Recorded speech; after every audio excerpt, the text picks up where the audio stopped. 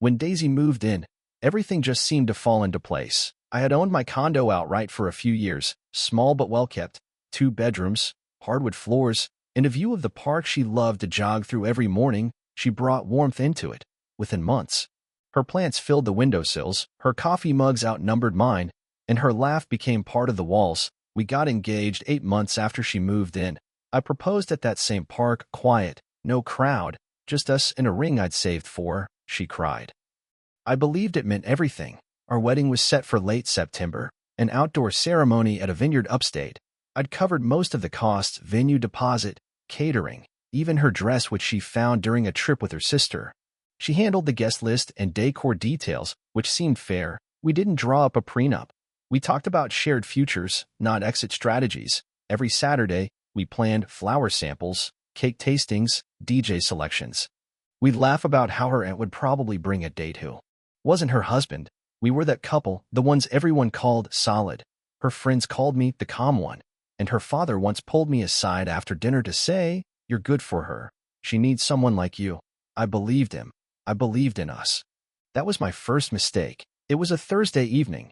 We had just finished dinner, grilled salmon, her favorite, and were halfway through a bottle of wine when she leaned back, studying me with an unfamiliar kind of distance. "I've been thinking," Daisy said, twirling the stem of her glass. "What if we took a little pause? Just for the summer, not a breakup, just a breather, you know, space to reflect, grow a bit before the big commitment." I blinked. "A pause?" She nodded, almost rehearsed. "Jess and her fiancé did it, said it brought them closer in the end. It's not about you or us. It's about me needing room to explore who I am outside of the bride-to-be box." The silence that followed felt endless. She was calm. Too calm. I studied her face. No guilt, no anxiety, just certainty. That was the tell. The kind of confidence that doesn't come from self-help podcasts or yoga retreats. No, this came from something or someone else. I didn't flinch. My voice stayed even. "You want the summer off, like it's a seasonal job." She laughed nervously. "I knew you'd say it like that. It's just, I don't want to walk down that aisle wondering what I missed, what she missed." I nodded slowly. "Interesting idea." Her face relaxed, mistaking my quiet for agreement. I kissed her on the forehead, cleared the plates, and said nothing more. But inside, something clicked. I didn't get angry. I got strategic. If she wanted a trial separation, I'd give her one, with terms and consequences. The next morning, while Daisy was out for her usual run, I made a call. My attorney, Meredith, had helped me draft commercial leases before, sharp, discreet, no nonsense. I told her I needed something personal this time. She didn't ask why. By noon, we had a working draft. Temporary relationship recess agreement. It sounded harmless, but the clauses were surgical. During the period of June 1st to September 1, we would have no direct or indirect contact, no texts, no calls, no casual coffee check-ins. Re-entering the relationship prematurely would nullify the contract. Any romantic or sexual involvement with a third party would constitute breach, triggering a financial penalty. Repayment of all wedding-related expenses incurred to date, itemized and notarized. I added one more clause. If either party initiated the dissolution of the engagement before September 1, the shared condo would remain sole property of the current legal owner. That's me. When Daisy returned, glowing from her run and fresh with that summer freedom energy, I greeted her with brunch and the agreement. "It's just a way to protect us both," I said evenly. "A clean break for the summer, no confusion, and we agree up front what happens if things go off course." She skimmed it, barely reading. "You're so mature about this," she smiled, signing her name with a flourish. "I knew you'd understand." She kissed me on the cheek and packed a weekend bag, humming as she left. She thought she'd won, but I wasn't playing her game. I was playing mine. The first week alone felt like muscle memory breaking. No texts, no scent of her shampoo on the pillow, no background humming while she made coffee, just silence. I didn't look for signs at first, but I didn't have to. People talk, mutual friends post, tag, comment. Daisy wasn't hiding. By mid-June, the photos started surfacing. A winery trip with a man I'd never seen. Same vineyard we'd booked for the wedding, a soft hand resting on his shoulder. Her laugh captured mid-shot. Then came a beach weekend, sunset selfies, taking time to rediscover myself. The caption read, I didn't react. No messages, no calls. I just watched. By July, the puzzle was clear. His name was Colin, a corporate consultant, the same Colin who had commented under her Instagram posts months before we ever discussed a pause, same man she met at a leadership retreat back in April. This wasn't some summer soul search. It was choreography. I started saving screenshots, date-stamped posts, public check-ins, even one comment from her friend. So happy for you two finally making it official, red heart. Finally, I read that word 3 times, it burned. But I didn't lash out. I didn't crumble. I just moved the folder with the evidence into a drive marked contingency. She thought I'd be too heartbroken to notice. What she didn't realize was I'd already stopped waiting. I was preparing. It happened in late July. A message pinged through at 9:47 p.m. Hey, thinking about us lately. Maybe this break has run its course?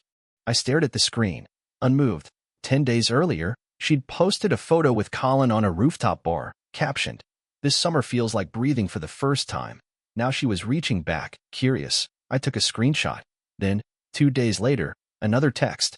"Just a reminder, balance for the caterer is due soon. Let me know if you want to split it, or just Venmo me your half." Another ping.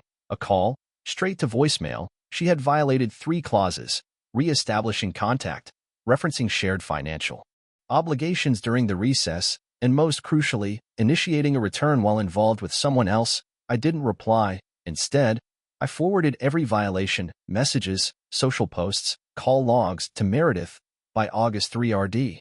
She sent the formal letter on my behalf, registered mail and email. The subject line: notice of contract breach and immediate termination of engagement. The body was surgical. The agreement had been violated on multiple counts. The wedding, as contractually noted, was canceled. All financial responsibilities previously shared were now nullified. Funds already paid, venue, dress, catering deposits were considered absorbed expenses by the undersigned.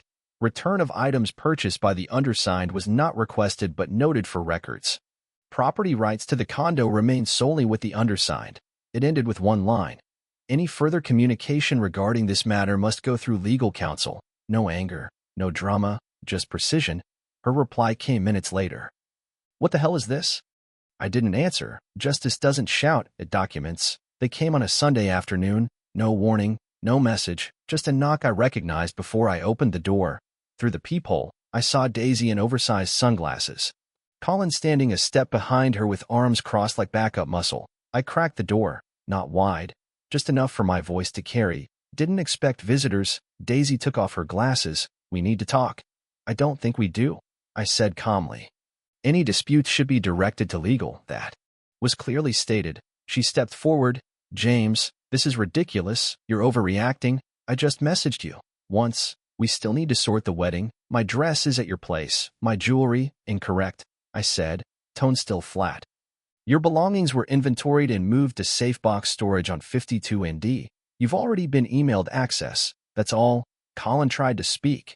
Man, don't you think? I don't think you belong here, I interrupted. You're trespassing. I won't call the police unless I have to, but don't mistake my silence for weakness. Daisy's voice cracked. You think you can just erase me? I tilted my head slightly. No, but I can remove you from the equation, legally, completely, and without drama. She opened her mouth, then closed it. Colin shifted uncomfortably. Neither expected this version of me: measured, unshaken, precise. I pushed the door another inch shut. Take care, Daisy. Click.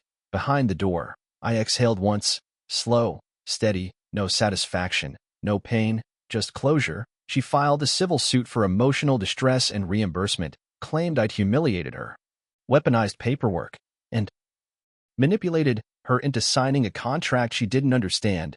Her attorney made a show of it, alleged coercion, claimed my silence was psychological intimidation. I sat in court beside Meredith, wearing a charcoal suit, no tie, calm. When our turn came, Meredith presented everything: the signed agreement, timestamped messages, dated screenshots, location metadata, even security footage of her entering and leaving Colin's condo multiple times during the pause. Footage obtained legally, courtesy of a mutual friend's lobby cam. The judge asked a single question. Ms. Green, did you sign this agreement voluntarily? Daisy's voice faltered.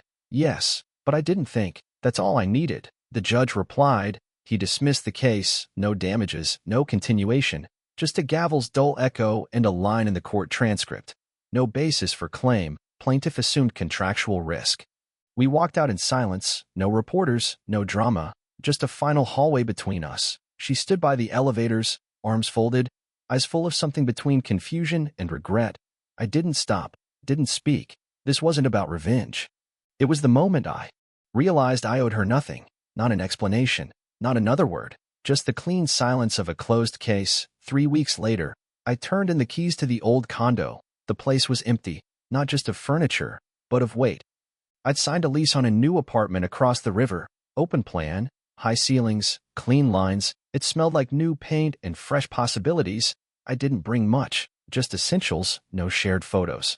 No traces of a paused love story that never deserved a second act. The wedding was officially canceled. Vendors refunded what they could. The rest I wrote off as tuition in a school called Experience. No bitterness, just closure, printed and filed. I walk now with ease. Mornings are quiet, not empty. Evenings are mine again. There's no voicemail waiting to be answered, no ghost in my inbox. Some say justice is loud, but I learned it's quiet. It's served in contracts, timestamps, and unwavering stillness. No raised voices, no slammed doors, just accountability wrapped in process. I didn't need to ruin her life. I just let it run into its own consequences. She wanted a summer without boundaries. I gave her what she asked for. She wanted summer without consequences. I just sent the bill.